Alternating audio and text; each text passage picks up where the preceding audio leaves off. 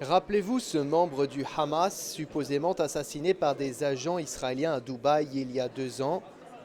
Il sera désormais au centre d'un film appelé Qui donne, dans lequel le réalisateur français affirme livrer sa version des faits. On vit à une époque où la Terre entière peut accepter une histoire en l'espace de 5 minutes, parce qu'elle est bien rapportée par tous les médias possibles, et qu'on ne se pose pas assez souvent la question de savoir s'il n'y a pas une autre façon de la raconter ou une autre vérité derrière. À l'affiche de cette production franco-israélienne, quelques noms bien connus, comme celui de la top modèle Bar Refaeli. Dans cette scène, elle se sert de ses charmes pour attirer la victime masculine dans ses filets.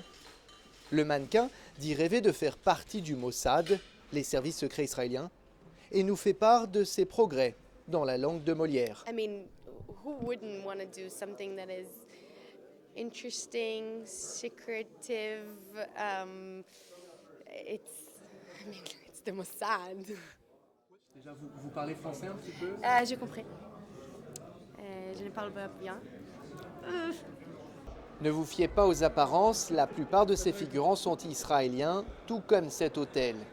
Un palace au bord de la mer Rouge censé ressembler à celui où les suspects ont été filmés par des caméras de vidéosurveillance avant et après avoir tué la victime dans sa chambre. Quand le tournage commence, le plateau paraît un peu désordonné, mais cela ne semble pas déranger les comédiens, dont le franco-israélien Tomer Sisley. Oui, c'est un petit peu. Voilà, c'est un petit peu. On travaille un peu dans le bordel. Dans un semblant de désorganisation, mais ça finit toujours par marcher. Par une sorte de magie que j'ai du mal à comprendre. À un moment donné, ça finit par fonctionner. Selon Tomer Sisley, l'ambiance relâchée sur le plateau ne veut pas dire que le film sera une comédie. C'est simplement un moyen de gérer la pression avant de tourner. Non, le travail, tu le fais à la maison. Une fois que tu as fait tes devoirs, que tu arrives, tout ce qui te reste à faire, c'est de...